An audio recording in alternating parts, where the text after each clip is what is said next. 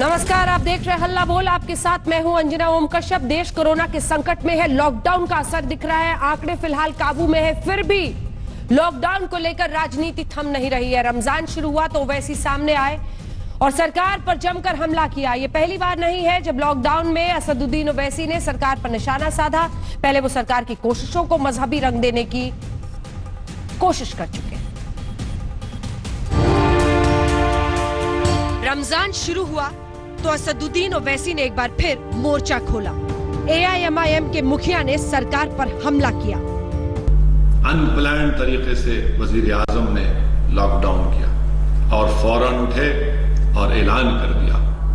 आज बहुत ज्यादा गुर्बत है, बहुत ज्यादा परेशानी है।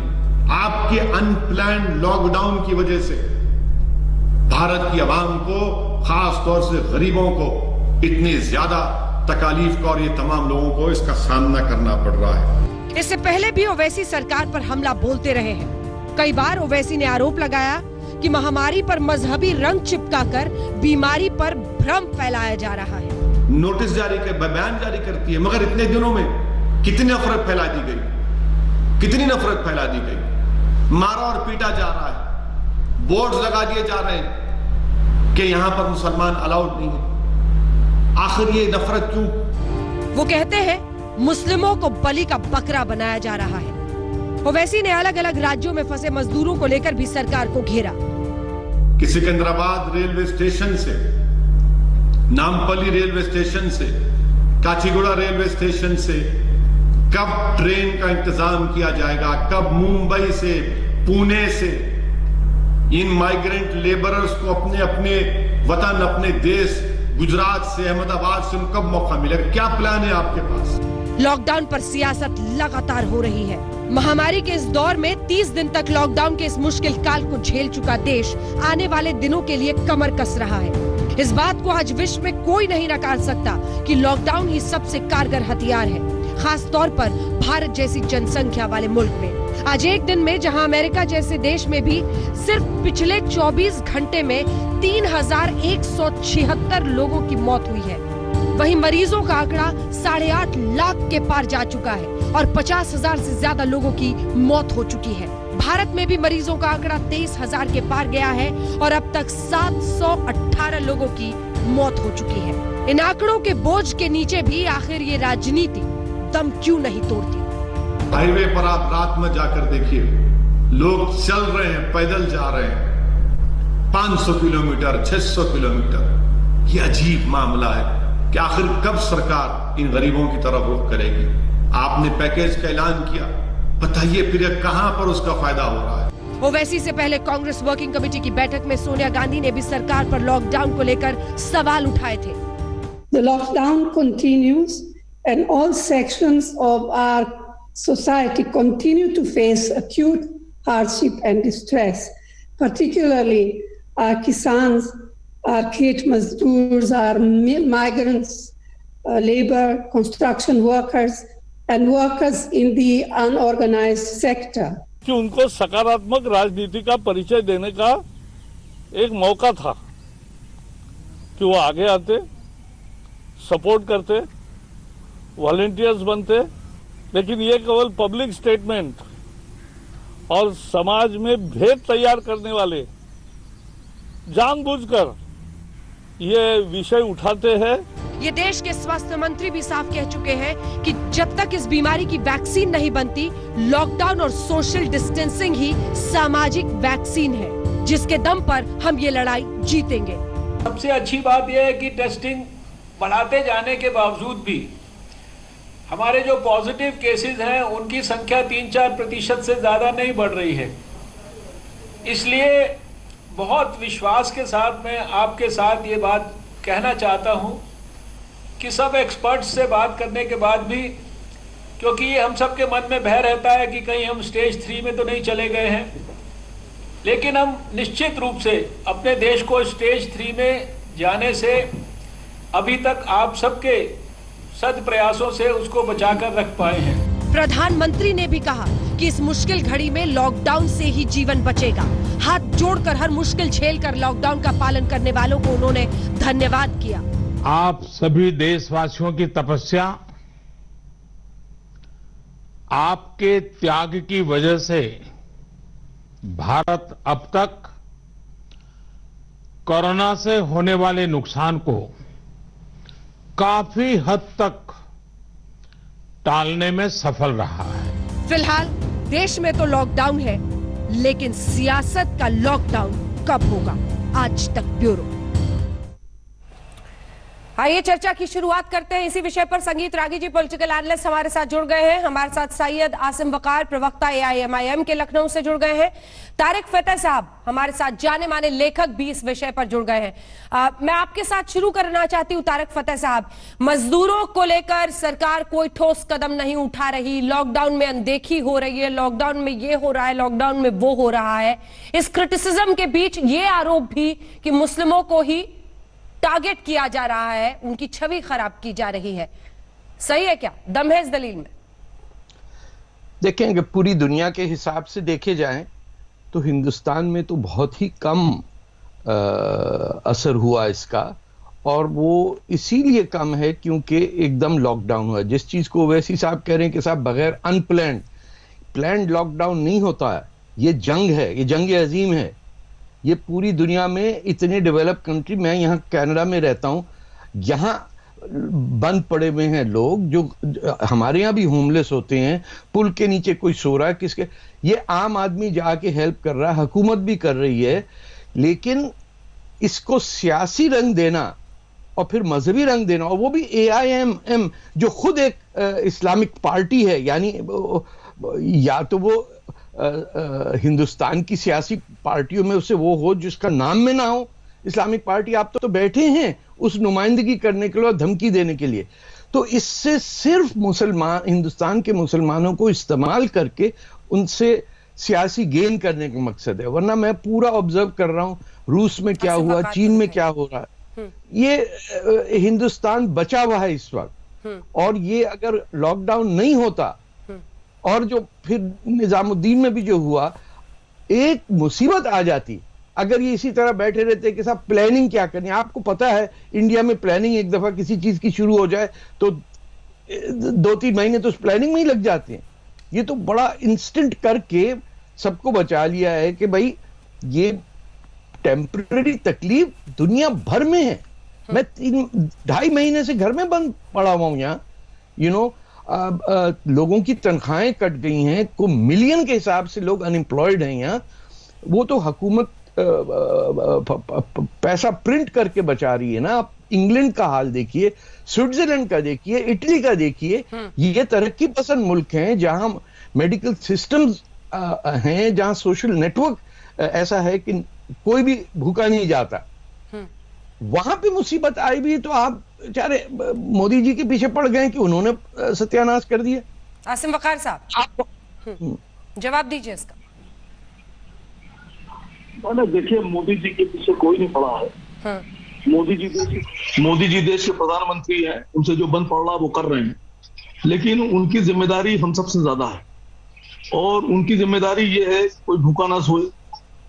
लोग जो बहुत परेशान हैं, उनके पास कारोबार नहीं है, उनके बारे में सोचना प्रधानमंत्री की जिम्मेदारी है। लेकिन यहाँ के ऊपर मैं देख रहा हूँ सरकार तो खाना नहीं बांट रही है। आम आवाम अगर ये कमान अपने हाथ में ना लेता तो आज मैं समझता हूँ देश में एनआरकी की नौबत आ गई थी।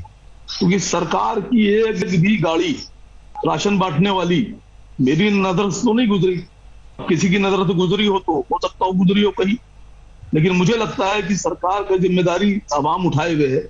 और मोदी जी ने वाकई में अनप्लान्ड तरीके से ये काम किया है। अगर इसकी प्लानिंग की गई होती और तैयारी की गई होती तो मैं समझता हूँ ये ज्यादा बेहतर तरीके से हम लोग कर सकते थे।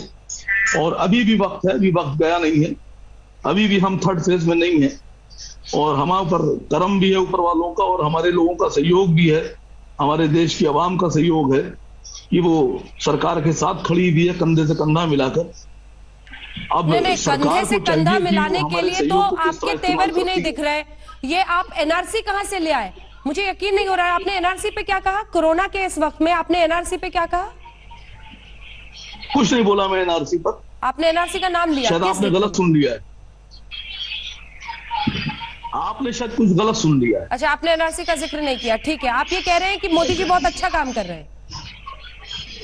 नहीं, मोदी जी काम देखिए, प्रधानमंत्री हैं, उनकी जिम्मेदारी हम सबसे ज्यादा है, उनके कंधे पर बोझ भी हम सबसे ज्यादा है, तो लिहाजा काम भी वो ज्यादा ही करेंगे। मैं समझता हूँ कि लेकिन अगर उन्होंने हर चीज को वेल प्लान तरीके से किया होता तो और बेहतर तरीके से हिंदुस्तान में हालात होते।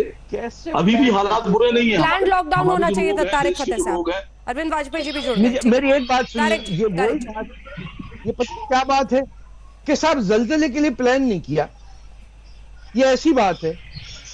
अर्थ में कहा फ्लड आ जाए और बोले साहब प्लान नहीं किया।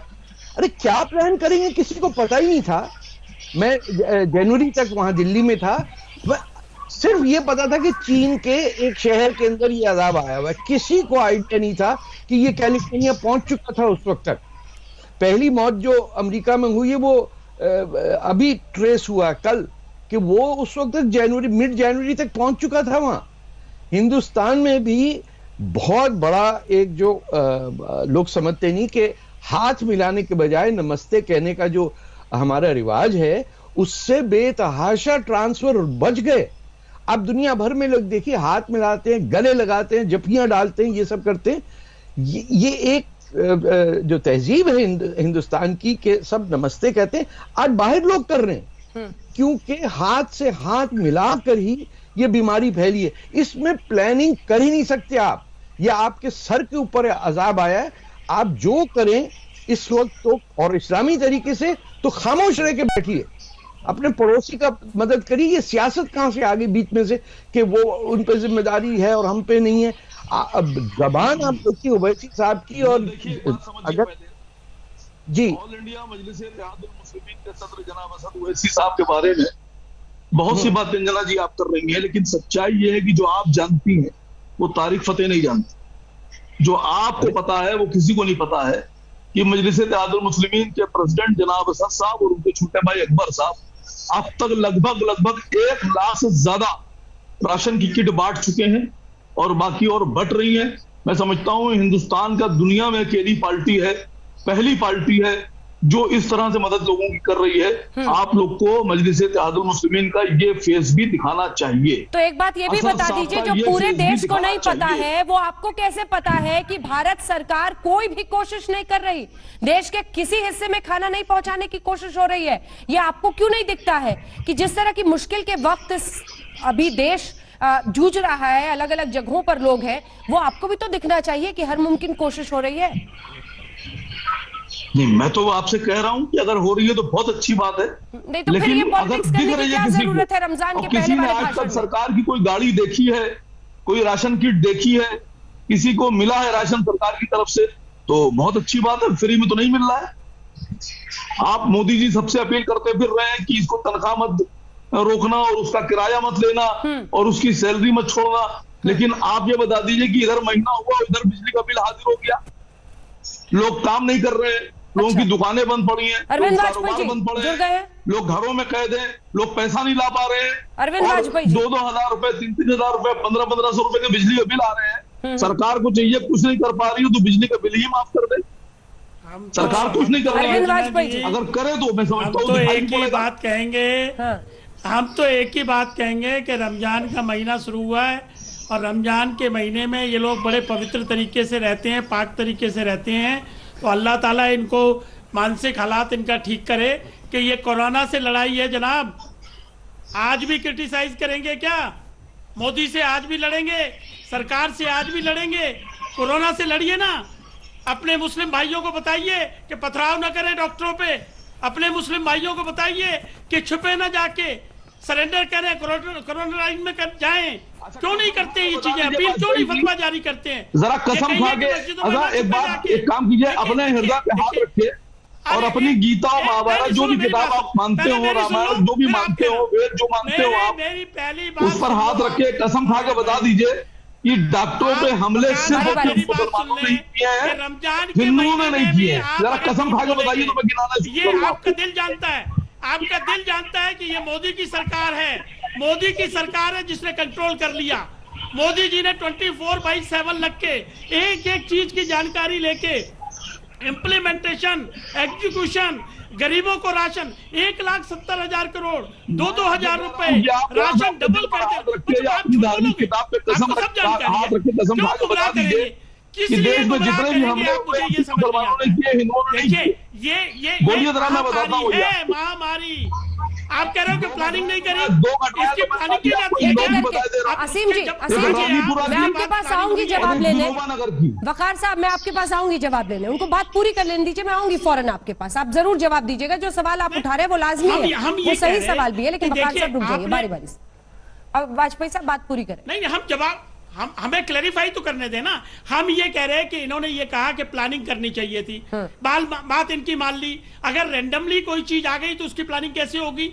लेकिन हमने 30 दिन में प्लानिंग करी है, 350 लैब काम कर रहे हैं, 5.5 लाख टेस्ट हम कर चुके हैं, गरीबों को राशन दे रहे हैं, जो माइग्रेंट लेबर है उनको पहुंचाने का काम भी सिलसिला शुरू हो गया है, जो स्टूडेंट फंसे हैं उनको भी लाने का काम हो गया। देखिए, मनरेगा का काम शुरू हो गया, कुछ जो जरूरी चीजें उसमें एग्जम्पशन भी दे रहे हैं। देखिए, मेरा हाथ जोड़ के निवेदन है, विरोध मत करिए, ये समय नहीं है राजनीति का, ये बिल्कुल समय नहीं है वकार साहब।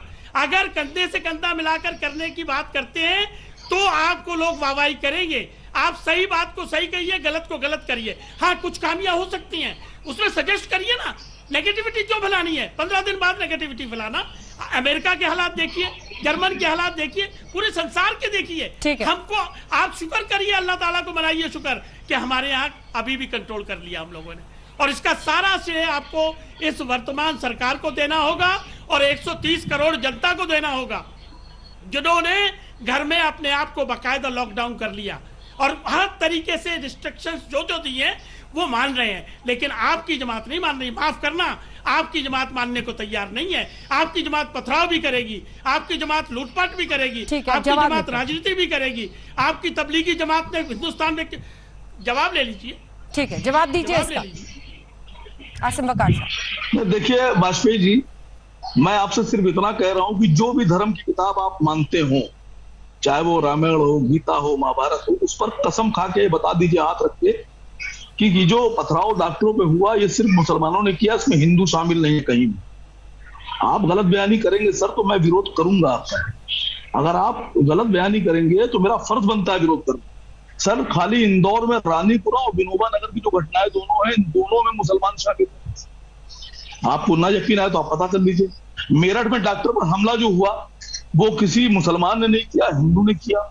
सर, कई जगह पुलिस पर हमला हुआ, हिंदुओं ने किया। अब आपको सिर्फ एक रुख दिख रहा है तो सर मैं विरोध करूंगा आपका। ठीक है, वाजपेयी जी, क्यों नहीं करूंगा? दूसरी बात, बहुत छोटी बात, अलीगढ़ भूल गए, मुरादाबाद भूल गए, है ना? सर सुनिए, भूलते जा रहे हैं, सर सुनिए, भूल गए। नहीं, अपनी कन्वीनियंट के हिसाब से सर सुन लीजिए, सर सुन लीजिए, सर सुन लीजिए, सर सुन लीजिए, सर मेरी बात सुन लीजिए, सर मेरी बात सुन लीजिए। ठीक है, वकार साहब बात पूरी कीजिए। तारिक फतेह से भी हाथ उठा जमात फैला रही है सर। हिंदुस्तान में एक मंदिर है इस्कॉन, और इस्कॉन मंदिर में मैक्सिमम क्या 98% 99% विदेशी रहते हैं, विदेशी आते जाते रहते हैं। इतने बड़े कोरोना के लॉकडाउन में इतनी बड़ी कहानी हो गई। इस्कॉन मंदिर में कितने विदेशी थे, कितने अमेरिकन थे, कितने ब्रिटिशर्स थे, कितने कौन थे? किसी की जांच हुई सर? आपने पूछा सर? किसी की जांच कराई आपने? कोई जिक्र किया आपने? वहां तो 100% विदेशी रहते हैं। आपको सिर्फ एक सेकंड आसिम वकार साहब, देखिए, इधर से मामला आएगा तो उधर का मुझे कोट करना है वाली पॉलिसी नहीं चलेगी। अगर कहीं से कोई मरीज आता है तो उसकी जांच कोई कैसे रोक सकता है? किसी की तबीयत बिगड़ेगी तो उसके आंकड़े को उसको अस्पताल जाने से कोई कैसे रोक सकता है? देखिए, 30% मामले निजामुद्दीन मरकज से आए। एक सेकंड मिस्टर वकार, गलत बातें मत कोट कीजिए। देखिए, बहुत संभल कर बोलिए। 30% आप सुनिए तो, आपकी यही आदत है, जब आप बोलते हैं तो किसी को नहीं सुनना चाहते। 30% मामले, मुझे मजबूर आपको एहसास है इस बात का? अगर देश के, एक सेकेंड, इस्कॉन मंदिर के फॉरेनर्स की जांच ही नहीं की तो कैसे पता कि कोरोना था कि नहीं था?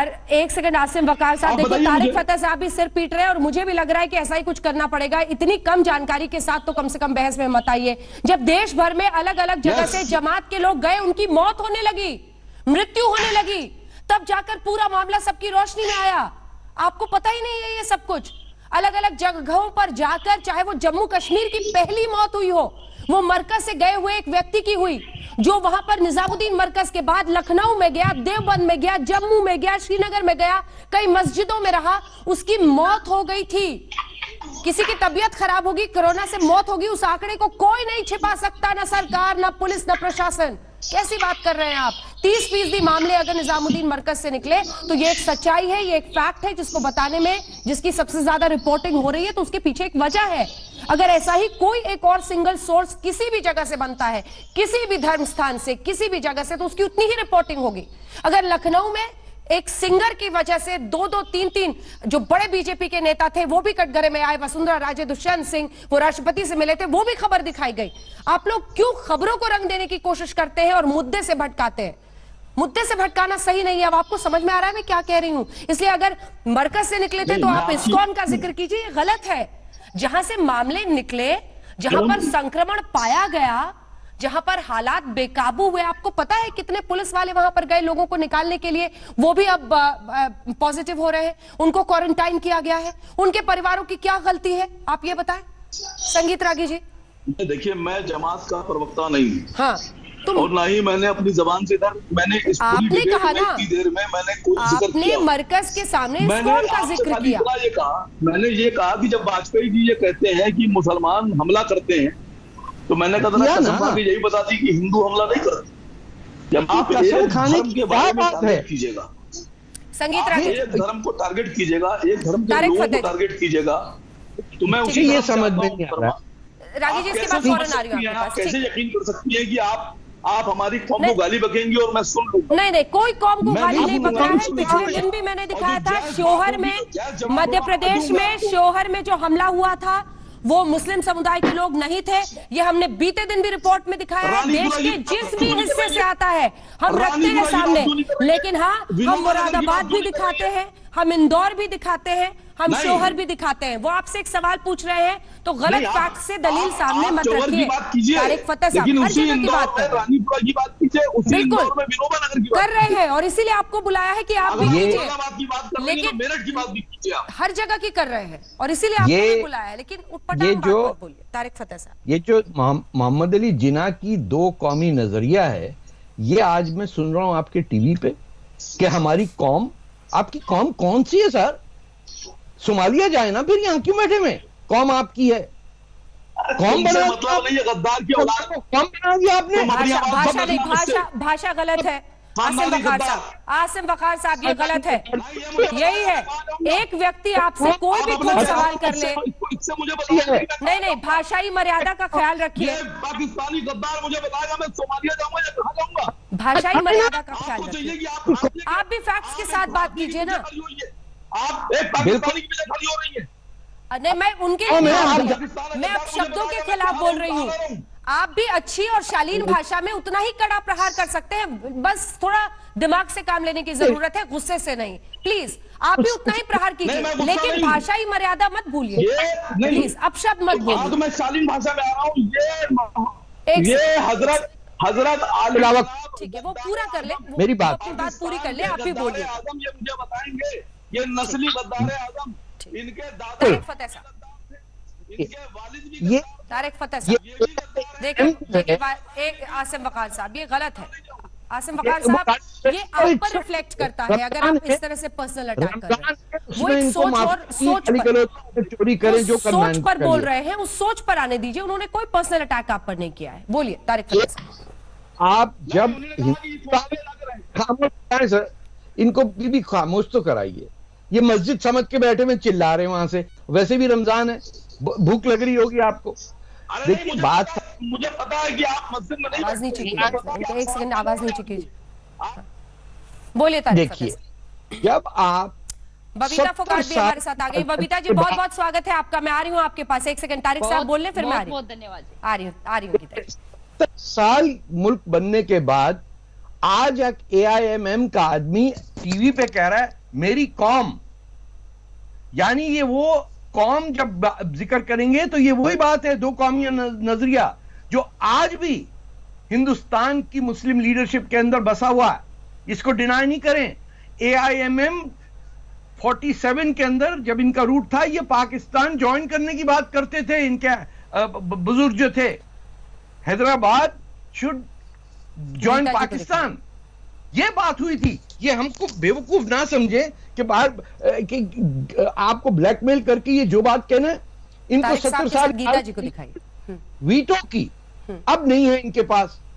अब मुसलमान आके कह रहे हैं कि जान छोड़ो हमारी मौलवियों, माफ कर दो हमें, तबाह कर दिया तुमने मदरसों में डाल डाल के। दुनिया भर में मुसलमान डॉक्टर इलाज कर रहे हैं, उनको दिखाया जाता है, हर जगह एक्सेप्ट किया जा रहा है, लेकिन ये तो हिसाब नहीं कि हमारी गर्दन में मुसलमानों को छुरी लगेगी। ठीक है, बबीता फोगाट जी, अगर कोरोना को हराना है तो एक साथ आना होगा, उसमें आप धर्म और मजहब का रंग नहीं दे सकते हैं, और अगर उसकी आड़ में कोई बचने की कोशिश करता है तो उसका भी सच सामने आना चाहिए।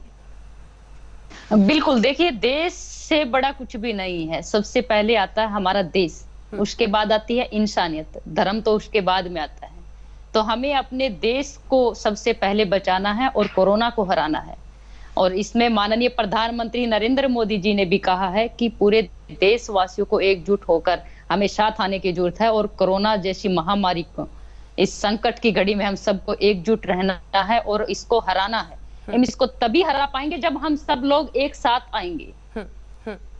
जी, मजहब के आधार पर, लेकिन अगर असदुद्दीन ओवैसी ये कहते हैं कि मजहब के आधार पर कुछ लोगों को टारगेट किया जा रहा है, लगभग 100 ऐसे लोग हैं जिन्होंने आज चिट्ठी लिखी है कि मुस्लिमों की छवि खराब की जा रही है कोरोना के इस दौर में देश के अंदर। ये वो लोग हैं जो अपनी राजनीतिक रोटियां सेकना चाहते हैं, अपनी राजनीतिक चमकाना चाहते हैं, लेकिन वो किसी ने भी ये नहीं कहा कि किसी धर्म के ऊपर, किसी जात के ऊपर, लेकिन जब खुद लोग अपने आप धर्म की आड़ लेकर वो धर्म के ठेकेदार बनकर सामने आते हैं कि हमारे धर्म के ऊपर ये बोल दिया, ये कर दिया, वो कर दिया, किसने बोला है? किसी ने भी नहीं बोला, लेकिन आप लोग धर्म की आड़ लेकर देश को नुकसान पहुंचा रहे हैं, देश को आप बर्बाद करना चाहते हैं। तो सबसे मैं कहूंगी कि बुरी बात हमारे देश के लिए इससे बड़ी और कुछ भी नहीं हो सकती। हम नाम दिखा रहे हैं उन लोगों के, आड़ लेकर जी गीता जी, हम आप एक बार फुल स्क्रीन दिखाइए गीता जी। हम उन लोगों के चेहरे दिखा रहे हैं जिन्होंने ये चिट्ठी लिखी है, जिसमें एसवाई कुरैशी साहब से लेकर वजाहत हबीबुल्ला साहब जो कि पूर्व अध्यक्ष हैं अल्पसंख्यक आयोग के, एस दुलत साहब कश्मीर पर पीएमओ में पूर्व ओएसडी रह चुके हैं, नजीब जंग साहब जो इससे पहले एलजी थे, हर्ष मांदर साहब जो कि पूर्व आईएएस अधिकारी हैं। इन सब ने चिट्ठी लिख के कहा है कि मुस्लिमों की छवि कोरोना के इस दौर में, शिवशंकर मेनन शामिल है पूर्व विदेश सचिव, जूलिया रिबेरो जो कि पूर्व आईपीएस अधिकारी हैं, इन सब ने चिट्ठी लिखी है और उनका कहना है कि मुस्लिमों की छवि खराब की जा रही है। क्या होगा आपका जवाब इनको? देखिए, इनको मेरा यही जवाब है कि कोई भी मुस्लिमों की छवि खराब नहीं कर रहे, खुद ही लोग अपनी छवि खराब कर रहे हैं। क्योंकि लोगों ने जिस तरह से डॉक्टर नर्सों के ऊपर थूका है, जिस तरह नंगे बदन होके घूम रहे हैं, उनको शर्म आनी चाहिए। और फिर लोग उनके शुभ चिंतक बनकर उनकी साइड भी ले रहे हैं। कम से कम इतना तो सोचिए, आप किनकी साइड ले रहे हैं? जो गलत कर रहे हैं उनकी साइड ले रहे हैं आप देश को नुकसान पहुंचाना चाहते हैं। आप देश लोग, और फिर कहते हो आप कि हमारे धर्म संकट में पड़ा है, हमारे धर्म के ऊपर सवाल किसी ने उठाया है? किसी ने भी नहीं उठाया, लेकिन आप लोग खुद अपने धर्म की आड़ के लेकर उसको खुद नुकसान पहुंचा रहे हैं, देश को भी नुकसान पहुंचा रहे हैं। क्यों वकार साहब? अगर सलमान खान, मैं तारिक फतेह साहब, ठीक है आप अपनी बात बोल ले, फिर मैं आऊंगी वकार साहब के पास। सलमान खान ने भी वीडियो बनाया, सलमान खान ने सीधा ऐसे ही लोगों को संदेश दिया। उन्होंने कहा कि अगर आप इस तरह से शेर बन रहे हैं और नियमों को तोड़ रहे हैं, तो क्या आप में हिम्मत है कि अपने घर वालों को कांधा दे सके? लोगों की मौत हो रही है इस बीमारी से, इसकी गंभीरता को समझिए। तारिक फतेह साहब, देखिए, ये जब कोरोना वायरस हवा में था, लोग मर रहे थे, तो ये जो सड़कें बंद करके वो शाहीन बाग वाली जितनी खवातीन थीं जिनको बिठाया गया था, उनके हस्बैंड्स ने या उनके माँ बाप ने या भाइयों ने, उनको तो इस्तेमाल कर रहे थे ना। आपको पता था कि लोग मर रहे हैं चाइना में, आपने फिर भी जब तक उन औरतों को जबरदस्ती नहीं हटा गया, आप नहीं हटे। जब कोरोना वायरस आ गया, सब हो गया, तब भी आप बैठे रहे वहां। किसने, आप क्यों नहीं वहां गए और कहा कि हट जाइए, ये वबा फैली है पूरी दुनिया में, आप घर जाएं? नॉट वन मुस्लिम लीडर, ये जो मौलवियों में है, एक ने नहीं जाके कहा, बल्कि जो मुसलमान तरक्की पसंद है वो भी घर में बैठे रहे। किसने हिम्मत की थी कि मौलवी के सामने बोले कोई? वकार साहब दोनों की बात का जवाब दीजिए, फिर मैं संगीत रागी, ठीक है संगीत रागी जी भी बोल ले, फिर एक साथ जवाब दीजिएगा। संगीत रागी जी, ये कहना असदुद्दीन ओवैसी का कि अनप्लान्ड लॉकडाउन था, इससे पहले वो बोल चुके हैं कि मुस्लिमों को बलि का बकरा मत बनाइए, ये फास्ट व्हाट्सएप फॉरवर्ड से अफवाहें फैलाकर मुस्लिमों को बदनाम किया जा रहा है। और ये अब कई बुद्धिजीवी हैं देश के जिन्होंने चिट्ठी लिखी है कि मुस्लिमों की छवि कोरोना के वक्त में खराब की जा रही है। क्या होगा आपका जवाब? देखिए, लॉकडाउन पर जो लोग रुदाली कर रहे हैं, एक बार जरा वो दुनिया के आंकड़े देख लेते और भारत की तुलना कर लेते, तब उनको पता लग जाएगा कि भारत ने अनप्लान्ड किया या ज्यादा बेहतर तरीके से काम किया है। दूसरी बात, ये जो लोग जो हैं वो सिग्नेचर गैंग है, ये नरेंद्र मोदी के खिलाफ बहुत पहले से भी होते आ रहा है, आज भी हो रहा है। मुसलमानों की छवि कोई हिंदू समाज नहीं खराब कर रहा है, मुसलमानों की छवि मुस्लिम समाज का हिस्सा ही कर रहा है। जहां तक उनके साथ भेदभाव करने की बात है, तो मुझे नहीं मालूम है कि एक तबलीगी मुसलमान और तालिबानी मुसलमान में क्या अंतर है। दोनों के चेहरे पर ये लटकाया हुआ नहीं है कि ये तबलीगी मुसलमान है और ये नॉन तबलीगी मुसलमान है। जहां तक तबलीगियों का सवाल है और मुसलमानों के रहने का सवाल है, वो एक ऐसे एरिया में रहते हैं जो आम मूलचाल की भाषा में वो घेटो एरियाज हैं।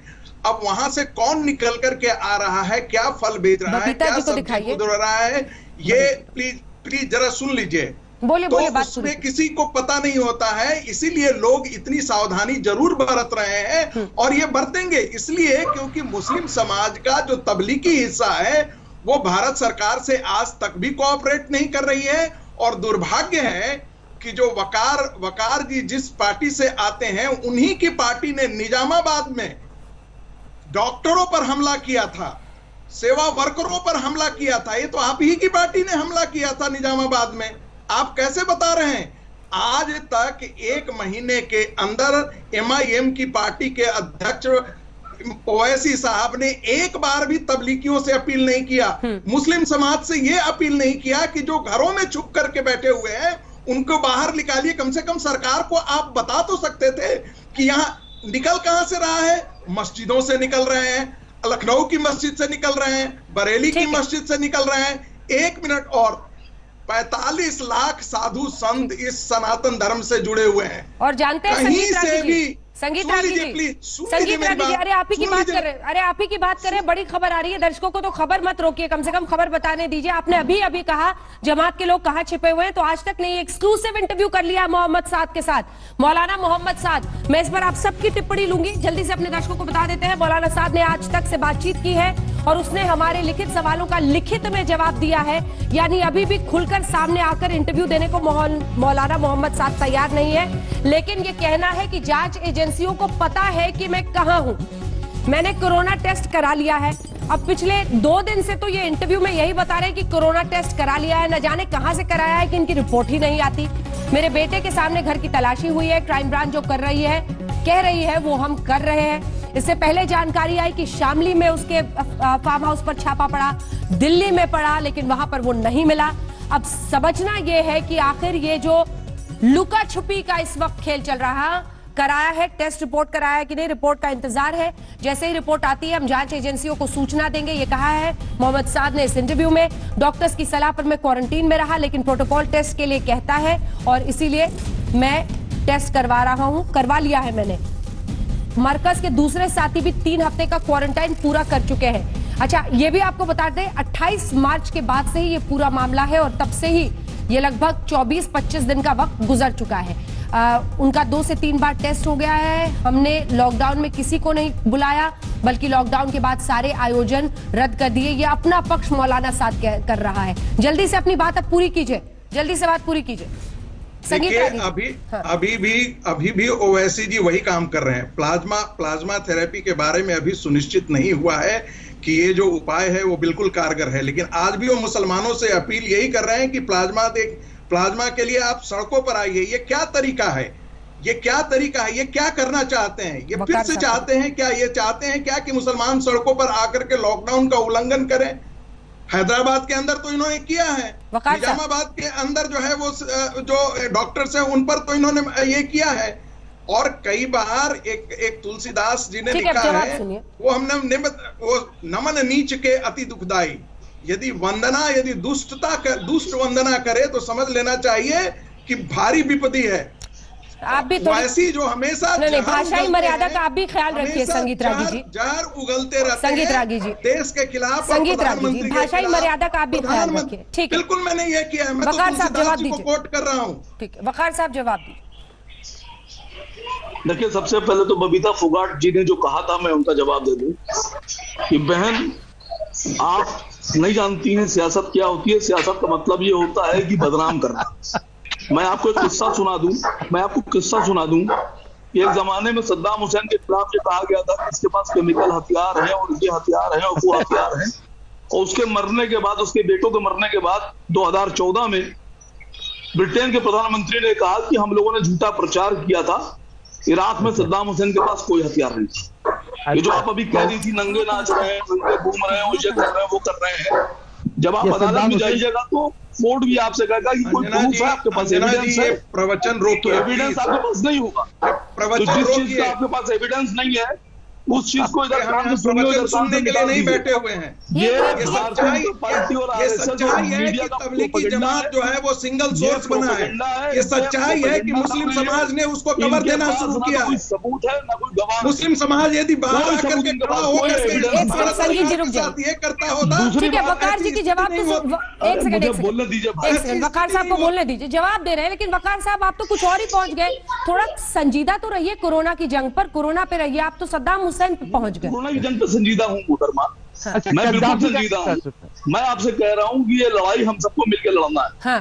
लेकिन अगर इसमें आप पूरा का पूरा ठीकरा हमारे ऊपर फोड़ने की कोशिश करेंगे और मुसलमानों के खिलाफ एक सादिश करेंगे, बबीता जी फर्ज बन जाएगा। जो बात मैं आपसे शुरू से बबीता जी, मैंने मुसलमानों का बात कही कि सबसे पहले हम एक चीज मैं पूछना चाहती हूँ कि जिन लोगों ने बबीता जी जो लेटर कुछ लिखा पूछ रही है, हूँ, क्या जवाब उन दीजिएगा। लोगों ने ये लेटर लिखा कि जिन लोगों ने ऐसी हरकतें की हैं उनको सख्त से सख्त सजा मिलनी चाहिए? कौम का मतलब सिर्फ समाज ही नहीं होता है, मुसलमानों के लिए कौम देश के रूप में भी प्रयोग किया जाता है। मैं एक सवाल करना चाहती हूँ कि जिन लोगों ने ये लेटर लिखा है उन लोगों से एक सवाल करने की, उन लोगों ने लेटर ये लिखा कि जो लोग ऐसी गंदगी फैला रहे, जो लोग ऐसी हरकतें कर रहे हैं, उनको सख्त से सख्त सजा मिलनी चाहिए। बताता हूँ आपसे, सहारनपुर में बकायदा पुलिस को सामने आके वीडियो जारी करना पड़ा कि ये जो प्रोपेगेंडा किया गया है कि जमाती नंगे घूम रहे थे और ये वो गलती, वो लोग सब ऐसा गलती कुछ के नहीं है, ऊपर गलती किए जा रहे हैं सहारनपुर और की आप पुलिस को उनकी साइड ले रहे हैं।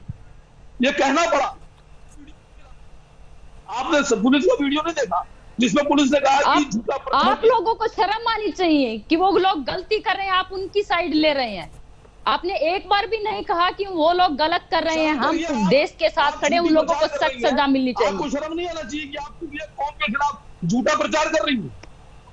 वो आपको एक अधिकार मिल गया कि आप फोगाट है इसलिए। मैं बबीता फोगाट हूँ, लेकिन अधिकार मिल गया कि आप किसी के खिलाफ बोल दीजिएगा। मैं इससे पहले मैं इस देश की नागरिक हूँ, मैं इस देश की नागरिक हूँ, और जब मेरे देश को कोई भी नुकसान पहुंचाएगा मैं हमेशा बोलूंगी, और उसके जो भी मेरे देश के खिलाफ बोलेगा मैं हमेशा उसके खिलाफ बोलूंगी, क्योंकि हमारे लिए सबसे पहले देश है, उसके बाद हमारा धर्म है। बबीता जी जी बोलिए, आप अपनी बात पूरी बोलिए। मैं यही कह रही हूँ कि जिन लोगों ने जो लेटर लिखा है, मैं उनसे एक सवाल करना चाहती हूँ कि जो लोग गलत कर रहे हैं, जो लोग देश को नुकसान पहुंचा रहे हैं, क्या आपने ये लेटर लिखा कि उन लोगों को सख्त से सख्त सजा मिलनी चाहिए? बिल्कुल, और यही सबसे बड़ी जिम्मेदारी भी होनी चाहिए थी। वकार साहब सामने आते हो, वैसी साहब उनकी साइड ले रहे हैं आप। आपने एक बार भी ये सवाल नहीं किया, एक बार भी ये नहीं कहा कि जो लोग गलत कर रहे हैं उनको सजा मिलनी चाहिए। वो लोग देशद्रोही है, वो देश के खिलाफ काम कर रहे हैं। मैं आपसे कह रहा हूँ, पुलिस ने वीडियो जारी किया, इंस्पेक्टर ने खड़े होकर अगर वो सही है तो फिर छुपने की जरूरत क्या है उन लोगों को? घूम रहे हैं, ये कर रहे हैं, वो कर रहे हैं, थूक रहे हैं, आइए अपना इलाज कराइए, आप सामने आइए, अपना इलाज कराइए। अगर वो सही है तो उनको छुपने की जरूरत क्या है? छुपते वो है जो गलत करते हैं। ये बात आप उनसे जाके पूछिए, मैं उनका प्रवक्ता नहीं हूँ। ये बात उनसे पूछिए जाकर। जो आपने इल्जाम मेरी कौम पे लगाया था, मैंने जवाब उसका दिया है। मैं किसी व्यक्ति का प्रवक्ता नहीं हूं। यह बात आपको पूछना, उनसे जाके पूछिए। जब वो खुद कह रहे हैं कि प्रशासन को पता है मैं कहां हूं, एजेंसीज को पता है मैं कहां हूं, मैं भी ये बात कह रहा हूं, ये 1920 नहीं है, ये 2020 है। अगर मोबाइल की लोकेशन सरकार को और उनको पता होता तो अब तक वो जेल की सलाखों के पीछे होते। और छापेमारी हो रही है वहां पर तो वो भागे फिर रहे हैं, मीडिया के भी सामने नहीं आ रहे। मेल पे कहते हैं कि मेल पे सवाल भेजिए तो मेल पे जवाब देंगे। इसका क्या अर्थ है? अगर क्या तो वो छुप के वीडियो क्यों भेज रहे हैं, छुप के मैसेज क्यों दे रहे हैं? देश के सामने आके जवाब दीजिए ना। ये बात आप उनसे पूछिए ना, ये मुझसे क्यों पूछ रही है? आप उनका साइड लेने लगते हैं, इसलिए बोलना पड़ता है क्योंकि आप उनकी साइड ले रहे हैं। कमाल है, आप उनकी साइड ले रहे हैं, उनकी साइड से आप बोल रहे हैं। तारिक फतेह साहब, मैं जब तक ये कौम का कॉन्सेप्ट डिस्ट्रॉय नहीं होगा, हिंदुस्तान का खून यूं ही बहाते रहेंगे लोग।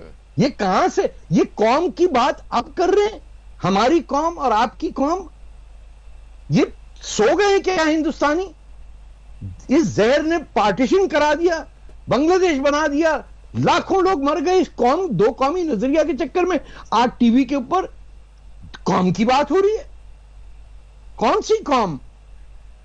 सबको हमको पता है कि ये जब वर्ड कौम यूज होता है इसका मतलब क्या है। इसमें हिंदू हेट्रेड है, इसमें गजवा हिंद का चक्कर है। इनके दिलों में बैठा हुआ है कि जब तक हिंदुस्तान में हर शख्स मुसलमान नहीं होगा हमारा काम पूरा नहीं है।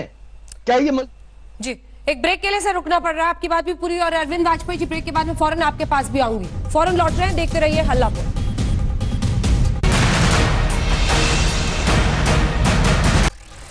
वक्त की बहुत कमी है अरविंद वाजपेयी जी, छोटा सा कमेंट, फिर मैं बबीता जी से लास्ट कमेंट लूंगी। क्या गलत कह रही हैं? वो कह रही हैं कि अभी तो हर संदेश यही होना चाहिए कि कोरोना वॉरियर्स का साथ दीजिए। अरविंद वाजपेयी जी, अरे मेरे को दुख इस बात का है कि कांग्रेस जिसने 60-70 साल राज किया और वो टाइमिंग नहीं समझ रही है। ये क्या कोइंसिडेंट है कि 22 तारीख का लेटर लिखा जाता है, 23 को सोनिया गांधी मीटिंग करती हैं और उसमें कहती हैं कि नफरत का वायरस फैला रहे हैं। ये जानबूझ के किया जा रहा है, लेकिन ये समय है क्या ये समय है इन चीजों पे जाने का? ये समय है कि सरकार को मदद करें, आके पैसे दीजिए। प्राइम मिनिस्टर रिलीफ फंड में इन लोगों ने कितने पैसे जमा कराए हैं जिन्होंने ये लेटर लिखे? सब पैसे वाले लोग हैं, सब रिटायर्ड ऑफिसर हैं। कितनी मदद इन्होंने की है? ये वही गैंग है जो हर बार लेटर लिखता है। लेकिन माफ करना, ये इस वक्त कहर चल रहा है, इस वक्त ये बातें करने का समय नहीं है। ये इतने बुद्धिमान अपने आप को कहते हैं, इतने रिटायर्ड ऑफिसर हैं, ये इतनी अच्छी सीनियर पोस्ट से हुए और उसके बावजूद जरा सी बात नहीं समझ रहे। रागी जी, कम से कम टाइमिंग का तो ध्यान रखें, कोरोना से लड़िए। हर समंदर, उस लिस्ट में हर समंदर जैसे लोग भी हैं जिनको नक्सलियों के साथ जोड़ा जाता है, सेपरेटिस्ट मूवमेंट के साथ वो हमेशा खड़े रहते हैं। इसलिए इस बात से ही ये पता लगता है कि ये जो सूची है, जो तथाकथित लोगों की सूची है, वो किन लोगों की सूची है। ये एक प्रोफेशनल सिग्नेचर गैंग है जो नरेंद्र मोदी के खिलाफ आज से नहीं, जब वो गुजरात के चीफ मिनिस्टर थे तब से वो किन के खिलाफ काम कर रहे हैं। इससे कोई देश में फर्क नहीं पड़ने वाला है। कोरोना पर राजधर्म और राजनीति का कोरोना धर्म, ये सब कुछ देश इस वक्त देख रहा है। एक तरफ लॉकडाउन से जूझ रहे हैं, दूसरी तरफ ये सियासत। देखते रहिए आज तक। आप सभी का बहुत धन्यवाद। कैसे अलग अलग पार्टियां इस वक्त लॉकडाउन को लेकर गंभीर सवाल खड़े कर रही हैं, कैसे अर्थव्यवस्था को लेकर, तो कभी मजदूरों को लेकर, तो कभी मजहबी रंग को लेकर। लेकिन सवाल तो ये है कि लॉकडाउन के भरोसे ही इस वक्त ये देश तमाम परेशानियों को झेलता हुआ कोरोना से, इस महामारी से जंग लड़ रहा है। इसी पर आप देख रहे थे बहस हमारे साथ हल्ला बोल में। देखते रहिए आज तक। नमस्कार, मैं हूं अंजना ओम कश्यप। हमें उम्मीद है ये वीडियो आपको पसंद आया होगा। लेटेस्ट खबरों के लिए यूं ही देखते रहिए आज तक, और इस वीडियो के पसंद आने पर लाइक, शेयर एंड सब्सक्राइब करना ना भूलें।